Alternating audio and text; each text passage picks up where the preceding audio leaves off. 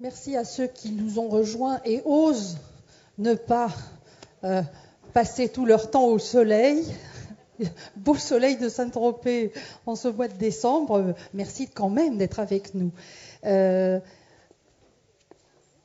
Nous sommes pour l'instant seulement 3 sur cette estrade, mais nous allons accueillir tout à l'heure, il va arriver dans quelques minutes, Jean-Claude Amezen, qui nous fait l'honneur et le plaisir de remplacer au débeauté une intervenante que vous avez dans votre programme, mais qui n'a pas pu se joindre à nous, Madame Cécile Martina, qui est spécialiste des cellules souches. Donc nous regrettons beaucoup son absence.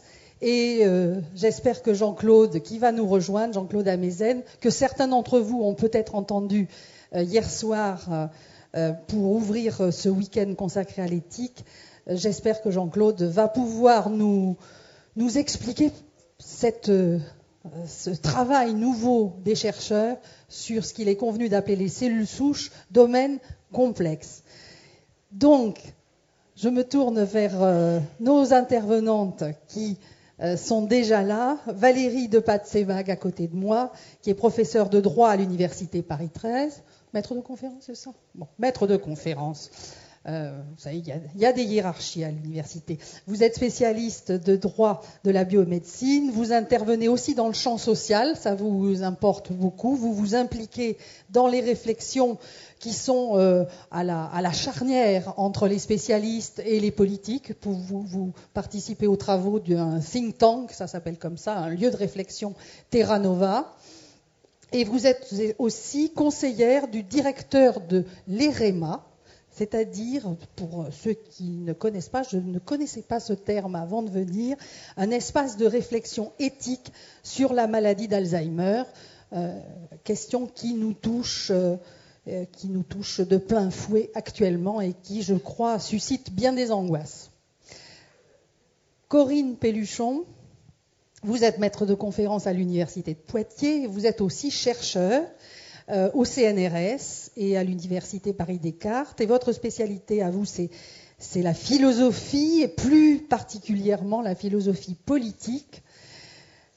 Vous vous intéressez à l'éthique appliquée. Nous faisons de l'éthique appliquée depuis hier soir.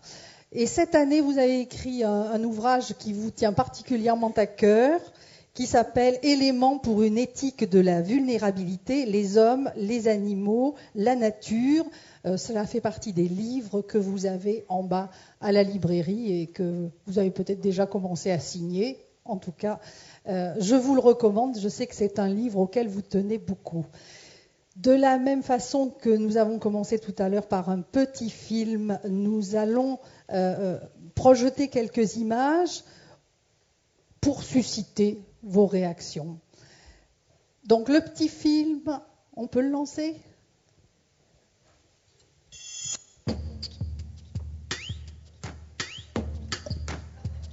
Il est très facile, scientifique, d'échapper à tout contrôle. La science ne rend pas meilleur, la science rend plus puissant. Au début, nous étions un peu émerveillés. C'est une des grandes questions de la biologie depuis toujours.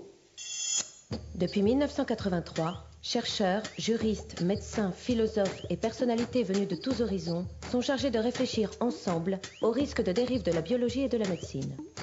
Ils sont réunis au sein du Comité national d'éthique. On ne peut pas s'en remettre à des experts, plus le Comité national d'éthique, pour décréter l'éthique. Nous avons beaucoup insisté pour que le comité soit consultatif. L'éthique, c'est la question du choix.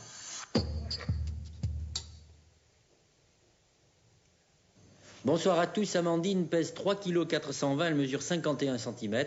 C'est une belle petite, comme on dit chez moi. Depuis sa naissance hier à 1h30 à la maternité de l'hôpital Antoine Béclair à Clamart, Amandine se porte très bien. C'est une grande victoire pour toute l'équipe scientifique et médicale qui a réussi cette première en France, consistant à féconder un enfant in vitro, d'où l'expression bébé éprouvette.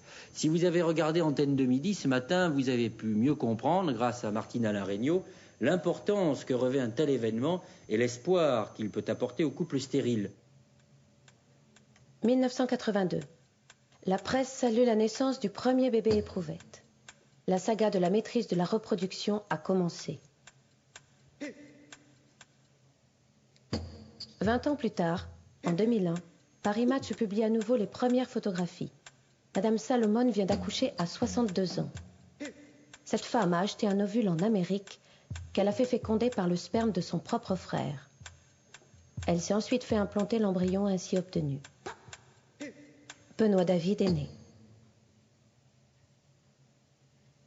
Depuis 1983, les membres du Comité consultatif national d'éthique s'interrogent sur cette révolution apportée par la fécondation in vitro. En 20 ans d'avancées scientifiques et médicales, les questionnements éthiques se sont déplacés. Comment et jusqu'où doit-on satisfaire le désir d'enfant ? Une extrême vigilance doit être observée dans le développement des nouvelles méthodes d'assistance médicale à la procréation. Il me semble que la grande nouveauté dans notre époque, et j'entends par là une innovation sociale qui ne va pas s'arrêter, qui aura des conséquences pour l'humanité tout entière, au même titre que, je ne sais pas moi, la découverte de l'agriculture, de la roue ou de l'écriture, c'est un changement de regard complet qui nous permet désormais d'avoir accès à l'intimité, dans l'intime du corps, à ce qui se passe dans les corps, et non pas seulement à la gestion du rapport extérieur des corps. Merci. Je pense que vous avez compris que ce petit film était pour rappeler ce mot très important de Françoise Héritier, l'intime des corps. Merci Jean-Claude. Certains d'entre vous vous ont peut-être vu hier soir lors de votre exposé introductif et élargissant la question de l'éthique en début de ce week-end. Et donc, je vous le redis, Jean-Claude Amezen remplace très, très gentiment, merci beaucoup, l'absence de Cécile Martina, qui n'a pas pu nous rejoindre et qui, je vous le reprécise, travaille dans ce laboratoire qui est extrêmement connu au niveau international et renommé, l'ISTEM, STEM pour cellules souches. Vous connaissez certainement le nom de ce chercheur très connu, lui aussi au niveau international, Marc Péchanski, qui dirige toutes les recherches. Donc, Valérie Sebag, j'aimerais votre réaction sur cette question de l'intime qui, d'une certaine façon, alors a-t-il été brisé ? Est-ce que il marche ? En principe, il marche. D'accord.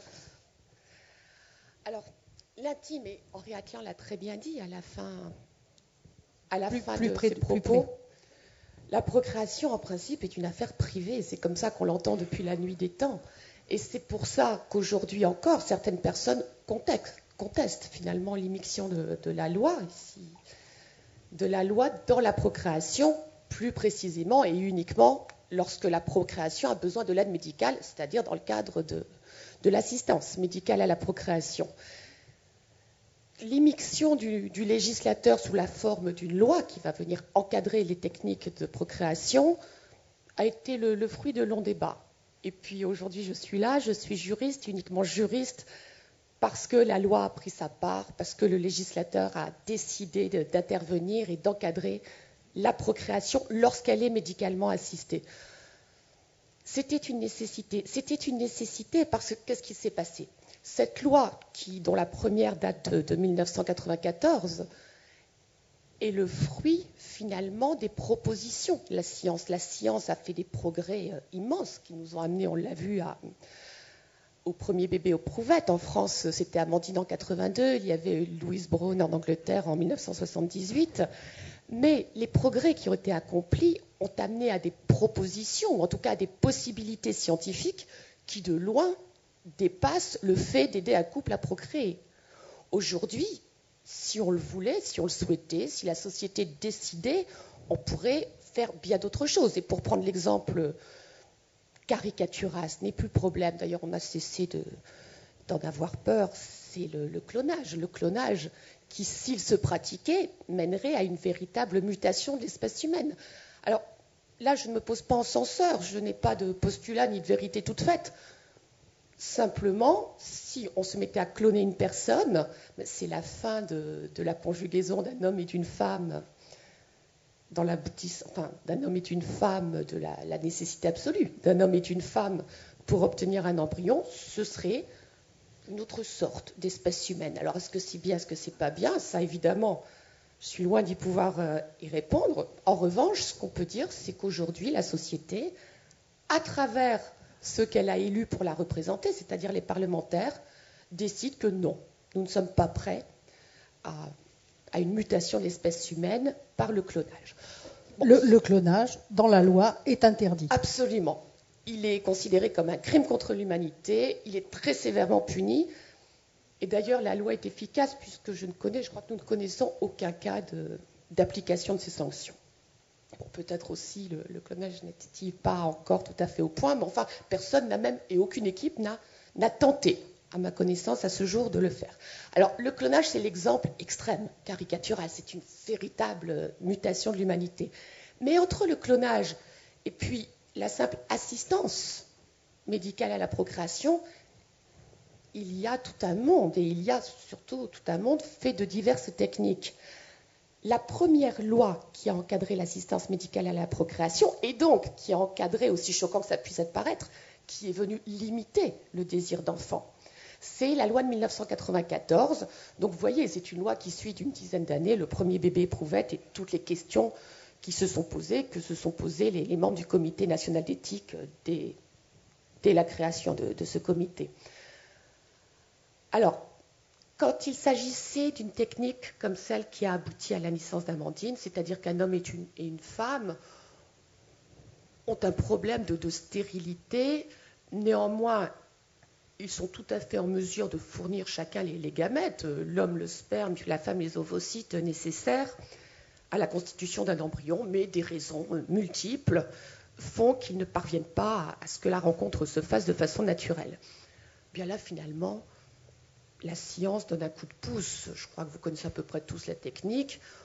On recueille les ovules de la femme lorsqu'ils sont à maturité, on recueille et on traite le sperme de l'homme, et puis on fait se rencontrer le spermatozoïde et l'ovocyte dans une éprouvette, après quoi on replace l'embryon formé dans l'utérus de la femme, et puis finalement ça a été un coup de pouce merveilleux à la nature.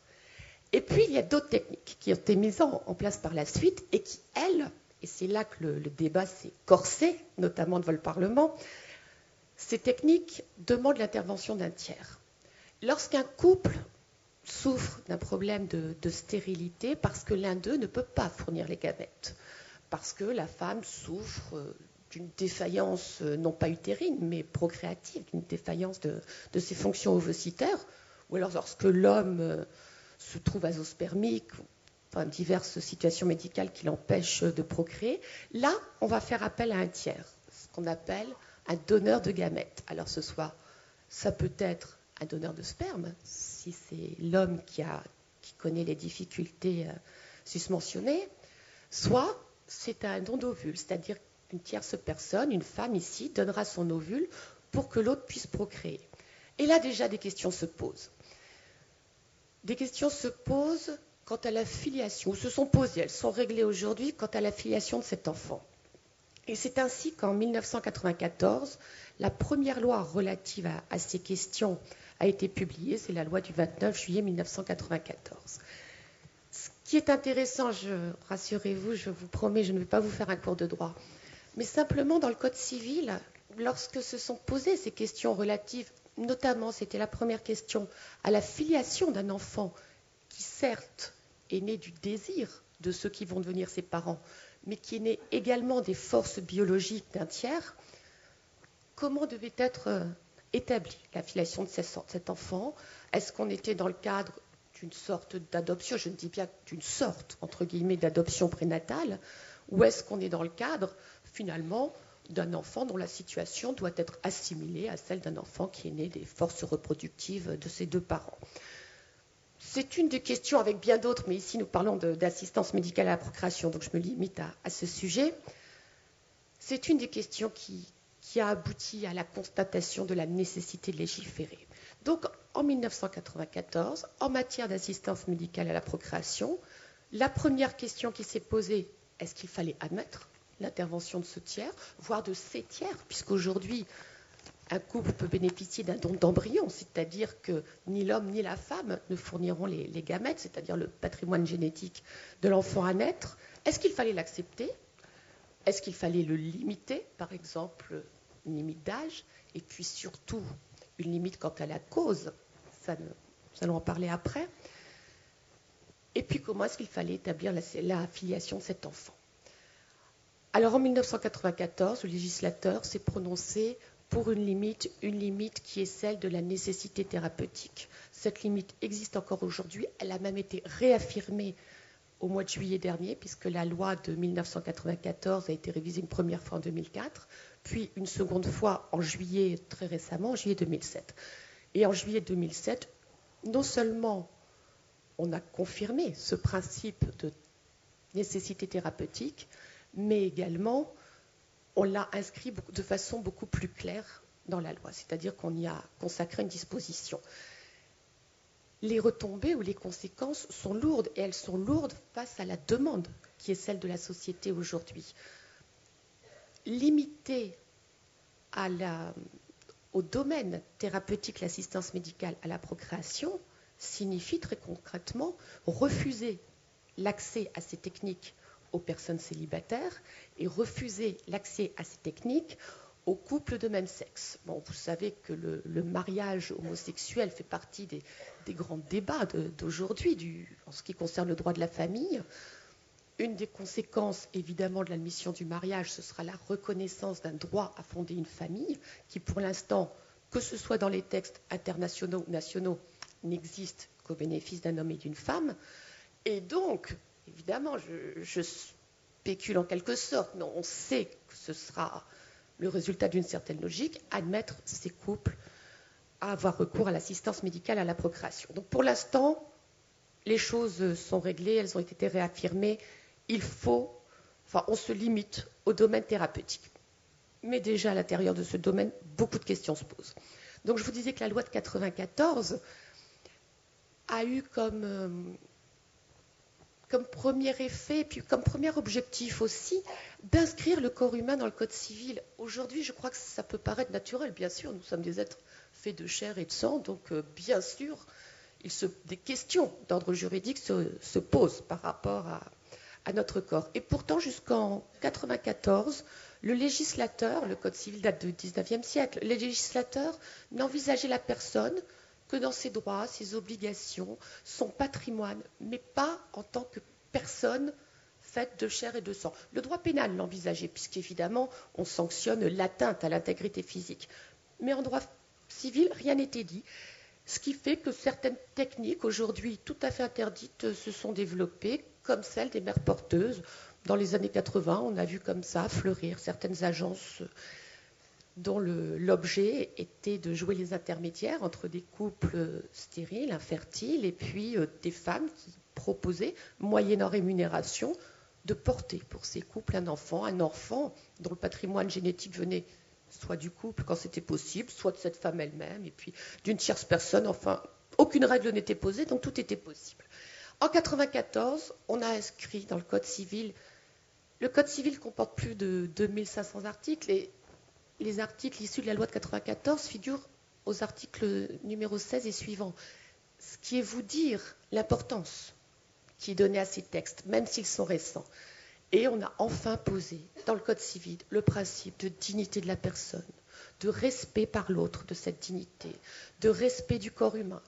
Également le principe de gratuité du corps humain, des éléments touchant au corps humain.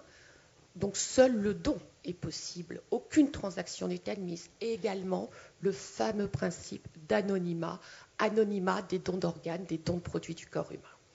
Ça, c'était en 1994, et puis ces grands principes sont déclinés à travers les grands secteurs de la biomédecine, dont l'assistance médicale à la procréation. En 2004, la loi a été révisée, il y a eu quelques innovations d'importance, notamment, mais le professeur Amezen vous en parlera bien mieux que moi, la possibilité de la recherche sur embryon. Il n'y a pas eu de grands changements en 2004 relatifs à l'assistance médicale à la procréation. Il y a eu en revanche un débat très violent déjà à l'époque quant au mode d'établissement des enfants nés d'un don de gamètes et puis quant à l'admission ou non de la gestation pour autrui. Les choses sont restées en l'état. La gestation pour autrui, c'est-à-dire ce qu'on appelle plus ordinairement la technique des mères porteuses, est restée interdite. Et le don d'embryon, enfin le don de gamètes, et puis exceptionnellement le don d'embryon, sont restés anonymes. D'accord. 2007, révision, et là je pense que vous en avez tous entendu parler, parce que la société s'est emparée de ce débat, les médias l'ont placé sur la scène publique, et deux grandes questions ont été abordées, enfin, deux questions ont soulevé plus de polémiques que d'autres en matière d'AMP, l'anonymat des dons de gamètes et la gestation pour autrui. Alors, simplement, ce que je vous dirais sur l'anonymat des dons de gamètes, c'est que notre premier repère, parce que la Convention européenne des droits de l'homme nous y oblige, et le droit français également, c'est l'intérêt de l'enfant. Est-ce qu'il est de l'intérêt de l'enfant de connaître ses origines biologiques ou pas? Le problème de cette notion, qui est une notion cadre, c'est que pour certains, l'intérêt de l'enfant, bien sûr, c'est de savoir, de connaître la totalité de son histoire, et puis pour d'autres, non. C'est de connaître ses parents, mais ses parents ne sont pas forcément ses géniteurs. Et puis justement, l'intérêt de l'enfant à ce moment-là, ce serait de préserver la tranquillité familiale sans laisser à un tiers la possibilité de s'immiscer un jour dans ce contexte familial. Du point de vue strictement juridique, l'anonymat des dons de gamètes pose des problèmes très lourds parce que là, évidemment, je vais prendre un raccourci, puis si la question vous intéresse, je me ferai un plaisir d'y répondre. Mais vous savez que nous disposons tous, depuis notre naissance, d'un état civil qui est fait de notre nom, de notre lieu de naissance, de notre nationalité, et puis aussi notre filiation. Cet état civil nous individualise dans la société, et puis, de façon plus restrictive, au sein de notre famille, et surtout vis-à-vis de nous-mêmes. Il nous permet de savoir qui nous sommes, et notamment, est-ce que nous sommes nés des forces reproductives de nos parents, nous sommes un enfant légitime, naturel, peu importe, ou est-ce que nous sommes le fruit de leur volonté, nous sommes un enfant adopté qui a déjà une histoire. Or, en matière d'assistance médicale à la procréation avec donneur, ce qui se passe, c'est que le corps médical, les donneurs et les receveurs décident que tel enfant, né des forces reproductives, par exemple, de monsieur X, eh bien, sera l'enfant de monsieur et madame Y du point de vue de l'état civil.